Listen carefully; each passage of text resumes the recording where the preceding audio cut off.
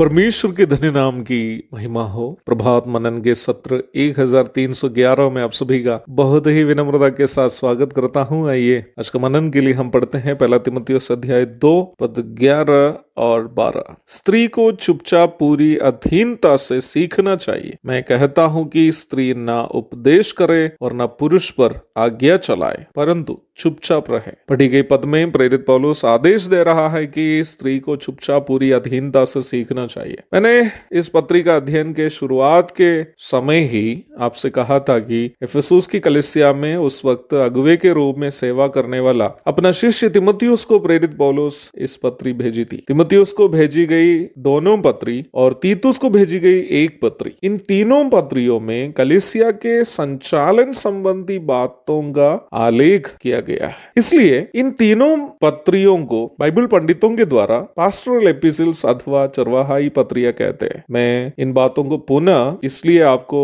याद दिला रहा हूं ताकि आप इस बात को अवश्य समझे कि इन पत्रियों में जो भी बातें अंकित है वे प्राथमिक रूप में स्थानीय कलीसियाओं में अगुवे एवं विश्वासियों के आचरण से जुटी बातें हैं। तो यहाँ बताई गई स्त्रियों को चुपचाप पूरी अधीनता से सीखने की बात भी आप अवश्य समझे कि प्राथमिक रूप में स्थानीय कलीसियाओं में बहनों के आचरण के संबंध में ही बताई गई है। स्थानीय कलीसिया कहने का तात्पर्य किसी एक जगह में ईंट या सीमेंट से बनाकर रखा गया मकान नहीं है, बल्कि किसी एक जगह में नियमित रूप में इकट्ठे होकर रोटी तोड़ते हुए प्रभु की याद करने वाले, उद्धार प्राप्त, बपतिस्मा लिए हुए और प्रभु के लिए अलग हुए लोगों का समूह है, जो प्रेरितों के द्वारा सिखाई गई शिक्षा का पालन करते हैं और नियमित रूप में संगति करते हुए और प्रार्थना में लवलीन रहते हैं। प्रेरितों के काम अध्याय 2 पद 41 और 42। आप इस बात को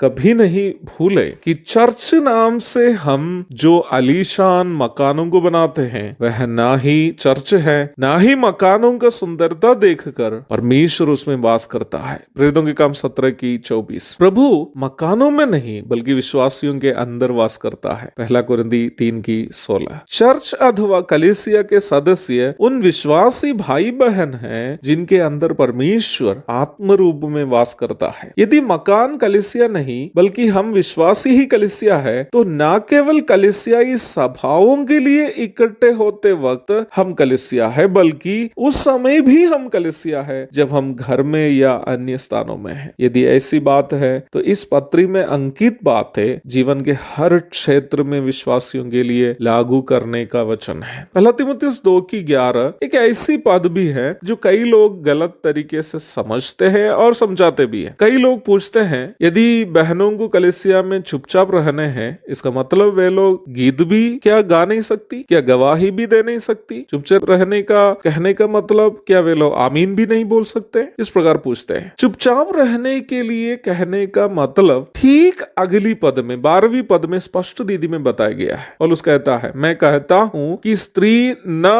उपदेश करे और ना पुरुष पर आज्ञा चलाए, परंतु चुपचाप रहे। अर्थात बहनों को चुपचाप रहने के लिए कहने का तात्पर्य ये नहीं है कि वे लोग सामूहिक गीतों में शामिल ना हो या गवाही ना दे, नहीं तो आमीन ना बोले। चुपचाप रहने का अर्थ है कि कलीसिया के सामूहिक सभाओं में बहनें कभी भी शिक्षा देने की सेवा ना करें, ना ही पुरुष पर आज्ञा चलाए। क्यों? इसलिए कि स्त्री को जो सेवा दी है वो कलीसिया का प्रतिनिधित्व करने की सेवा है और पुरुष को जो सेवा दी है वो यीशु मसीह का प्रतिनिधित्व करने की है। जब स्त्री पुरुष को उपदेश देती है या उन पर आज्ञा चलाते हैं तो परमेश्वर के द्वारा निर्धारित इस व्यवस्था का उल्लंघन हो रहा है। ये मामूली बात नहीं है। अब आप में से कोई बहन यदि बोले कि नहीं, मैं इस बात का अंगीकार नहीं करूंगी, मुझे भी नेतृत्व करना है, मुझे भी सिखाना है, मैं अपना पति के अधीन रहना नहीं चाहती, मैं बराबरी करना चाहती हूँ, तो मैं कहना चाहता हूं कि मेरा और आपका दायित्व वचन में बताई गई बातों का पालन करना मात्र है। यदि हम पालन करते हैं इन वचनों को तो इस वचन से हम जीवित रहेंगे। व्यवस्था विवरण 8 की 3 और मत्ती 4 की 4 पढ़िएगा। इस वचन का यदि हम पालन करेंगे, इस वचन से हम जीवित रहेंगे। यदि हम इस वचन का उल्लंघन करेंगे तो